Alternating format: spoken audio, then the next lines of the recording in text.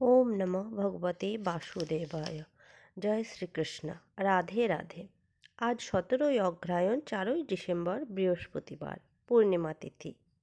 এই অগ্রহায়ণ মাসের পূর্ণিমা তিথিতে রাল দুর্গা ব্রত করা নিয়ম। এই ব্রত 4 বছর করতে হয়।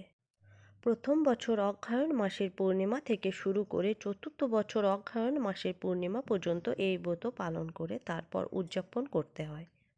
উদযাপন করার সময় ব্রাহ্মণ ভোজন করাতে হয় এবং ব্রাহ্মণকে দক্ষিণা দিতে হয় নিজের সাধ্যমতো। কেবলমাত্র সধবা স্ত্রীরাই এই ব্রত করতে পারে।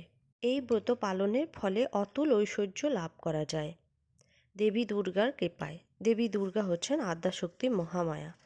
নানা রকম অসুবিধার কারণে যদি এই ব্রত করা সম্ভব নাও হয়, যদি এই ব্রত কথা একবার একান্ত মনে শ্রবণ করা যায় তাহলেও ব্রতের ফল প্রাপ্ত করা যায়। তবে সেক্ষেত্রে মন স্থির রেখে এই ব্রত কথা শ্রবণ করতে হবে। ব্রত কথা।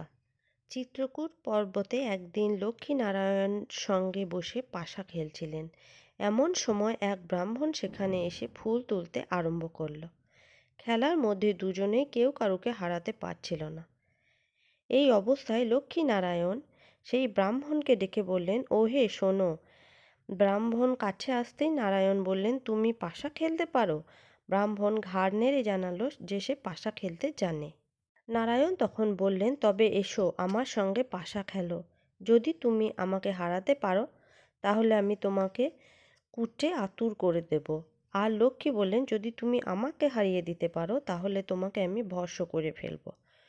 ব্রাহ্মণ দুজনের কথা শুনে ঠিক করলো যে ভস্ম হওয়ার চেয়ে কুটে হয়ে বেঁচে থাকাই অনেক ভালো। তখন সে বলল, আমি কুটেই হব। খেলায় নারায়ণ হেরে গেলেন আর সঙ্গে সঙ্গে ব্রাহ্মণকে শাপ দিয়ে বললেন, যাও এখুনি কুটে হয়ে পাহাড়ের নিচে পথের উপর পড়ে থাকবে।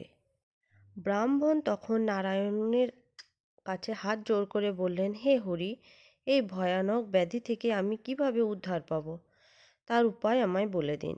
নারায়ণ বললেন, ওই দেশের রাজার মেয়ে মঞ্জুমালা ওই পথ দিয়ে শিব মন্দিরে পুজো করতে যায়।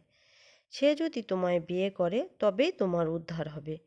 তারপর থেকে ব্রাহ্মণ সমস্ত শরীরে কুষ্ঠব্যাধি জর্জরিত অবস্থায় পথের উপর শুয়ে পড়লেন। পথচারীরা সকলেই তাকে ডিঙিয়ে যেতে লাগলেন। একদিন রাজকন্যা মঞ্জুমালা পুজো করতে যাওয়ার সময় ব্রাহ্মণকে এইভাবে পথের উপর পড়ে থাকতে দেখে বললেন, ওগো তুমি একটু সরে যাও দেখিন, আমি পুজো করতে যাব। ব্রাহ্মণ বললেন, সকলেই তো আমাকে ডিঙিয়ে যাচ্ছে, তুমিও আমাকে ডিঙিয়ে যাও।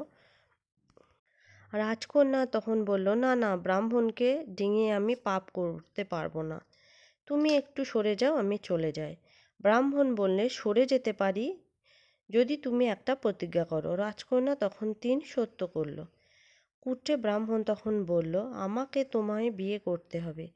রাজকন্যা বলল, আমি যখন 3 সত্য করেছি তখন তাই হবে। আমি তোমায় বিয়ে করব। তোমাকেই আমি স্বামী বলে স্বীকার করব। ব্রাহ্মণ তখন রাজকন্যাকে পথ ছেড়ে দিয়ে রাজকন্যা তখন পুজো করতে চলে গেল। রাজকন্যা মঞ্জুমালা পুজো সেরে বাড়ি ফেরার পরে বাবাকে বলল, বাবা, আপনি আমার স্বয়ংবর সভার ব্যবস্থা করুন।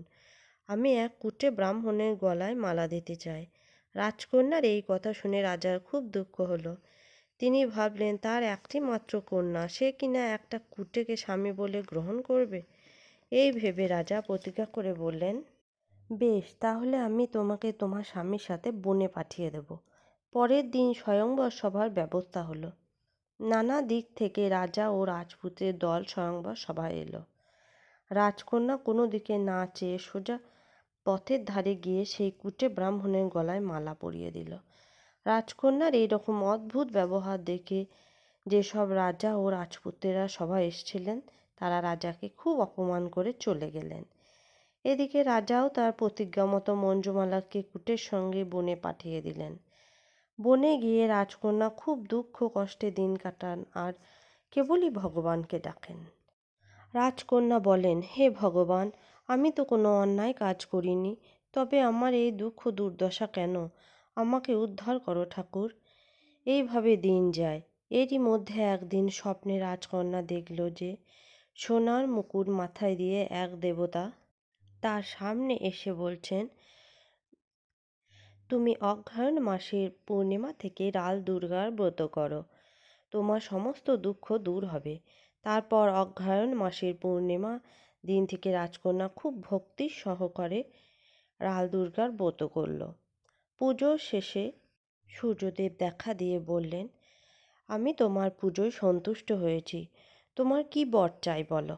রাজকন্যা বলল, দয়া করে আমার স্বামীর রোগ সারিয়ে দিন ঠাকুর, আমাদের দুঃখ দুর্দশার অবসান করুন। সূর্যদেব বললেন, পুজোর অর্ঘ্যের জল তোমার স্বামীর গায়ে ছিটিয়ে দাও, তাহলেই তোমার স্বামীর রোগ সেরে যাবে, কুষ্ঠ ব্যাধি থেকে তার মুক্তি হবে। সেই সঙ্গে আমার বরে তোমাদের অগাধ ধন সম্পদ লাভ হবে। এরপর সূর্যদেবের বরে কুটে ব্রাহ্মণের কুষ্ঠরোগ সেরে গেল।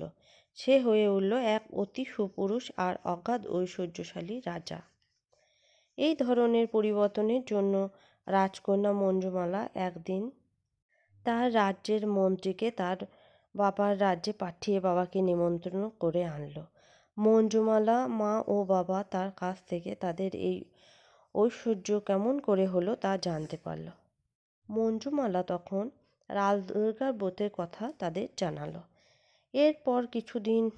এর কিছুদিন পর পৃথিবীর নানা সুখ ও ঐশ্বর্য ভোগ করার পর নারায়ণের ইচ্ছায় মঞ্জুমালা তার স্বামী রাল দুর্গার মাহাত্ম্য প্রচার করে একসময় স্বর্গে চলে গেল।